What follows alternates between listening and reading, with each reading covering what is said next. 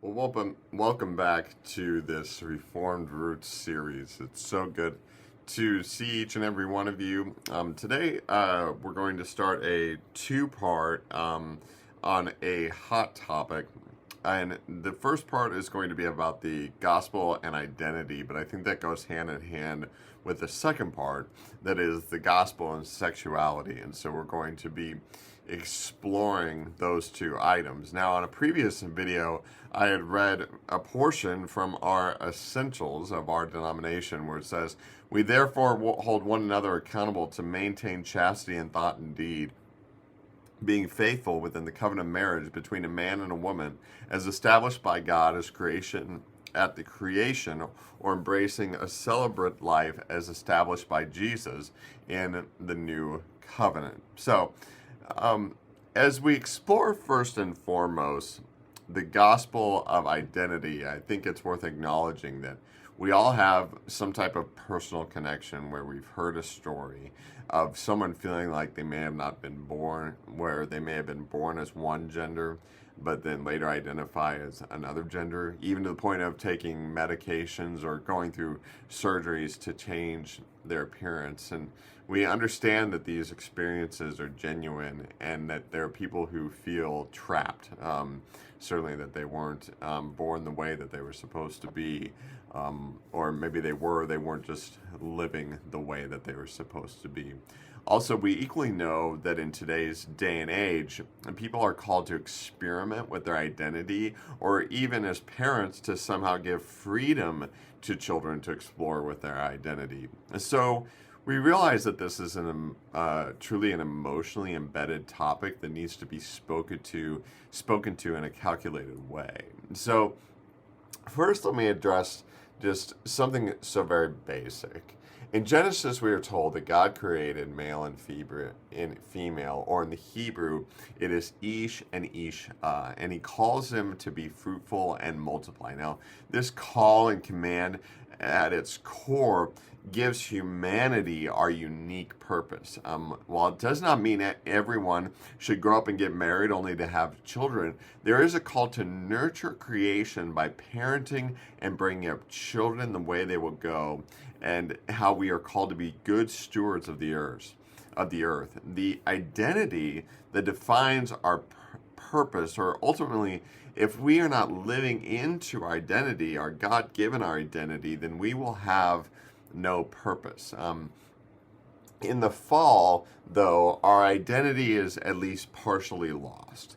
While we are still made in the imago Dei, or the image of God, we are born into a broken world. Well, not only will our identity be more difficult to define from birth, but also we will then spend some portion of our life trying to figure out our identity. And the world will suggest that to do so is to remove all boundaries and to allow creation to seek out their identity however they see fit, and even through exploration.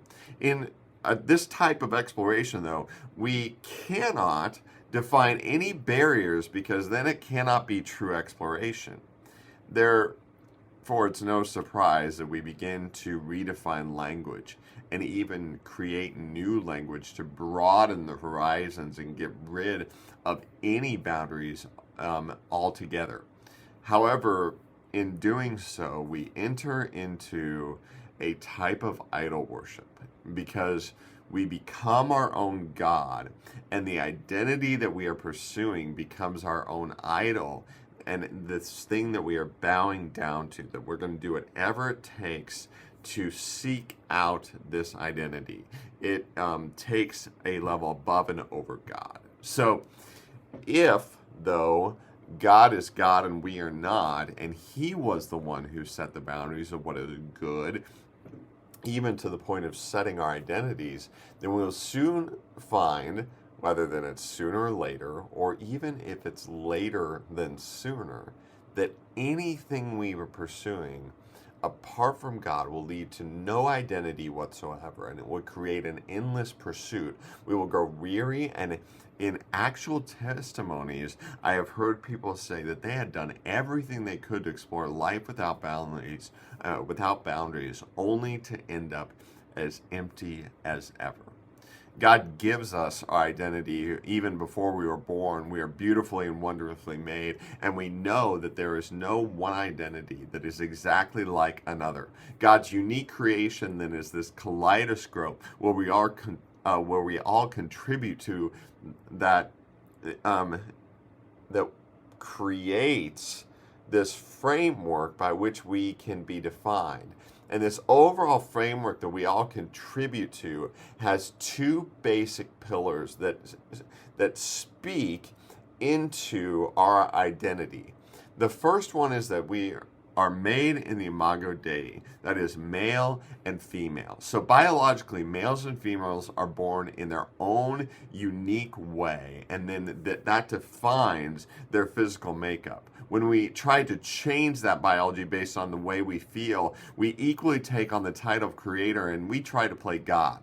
Now, in contrast, there is some movement of Christianity that gives very clear gender roles that maybe you yourself as heard, like something of the notion of the man should be out in the workforce while the wife has the kids and then stays home with them.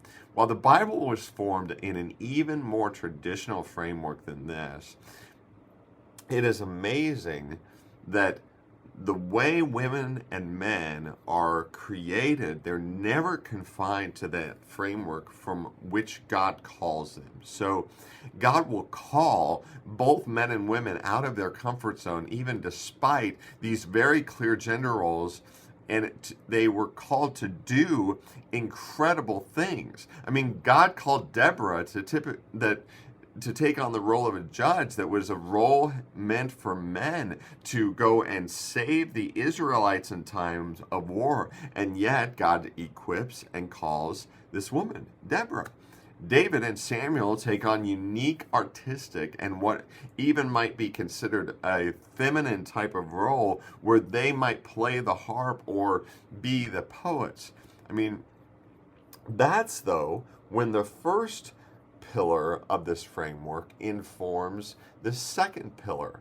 The second pillar of the framework is that God has created us each uniquely and equipped us with certain gifts. Each of us then have a part to play to create for and to be a part of the greater body, that we both create that body and we are called to be in that body. When we are not living into that giftedness, that unique giftedness God has given us, then we will struggle. And what is more is the body will equally struggle. I mean, far too many people are in jobs or roles that don't actually fit their identity, and then they wonder why they are not fulfilled. Equally, I mean, for many organizations, they are missing equipped people in certain roles, and so they suffer. They cannot thrive to the capacity that they were meant to thrive. In God's perfect plan, He has an identity and purpose and gifting for each of us. When we live into that identity and purpose and gifting, then everyone will benefit. The difficult part of this pillar is there should be some exploration required. But oftentimes this is not done in a healthy manner because the exploration goes without parameters and done with apart from God's boundaries. So maybe an example of this is in the theater world. If an artistic male wants to explore femininity, maybe it's even to the point of transitioning to a female, where the boundary that God would set in place is you're still male, but I mean, it's perfectly fine and you're perfectly gifted to enjoy the arts. We cannot confuse that identity outside of God's boundaries. And so I hope this first part of this series, this two-part video, has been helpful. Next week we're going to explore the gospel and sexuality, so I hope that you join us.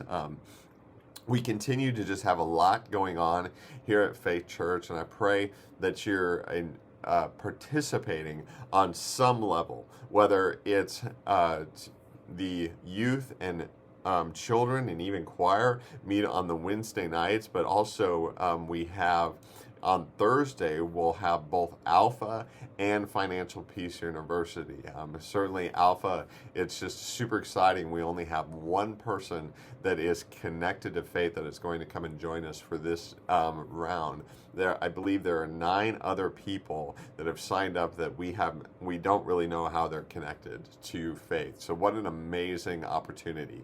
In the same way, with Financial Peace University, I know that it hasn't necessarily been that well out in the world, and so if you know anyone that is struggling with finances, I really encourage you to tell them to check out Financial Peace University and to sign up for that. We'd love to have anybody and everybody benefit from being free of the financial burdens that comes with debt.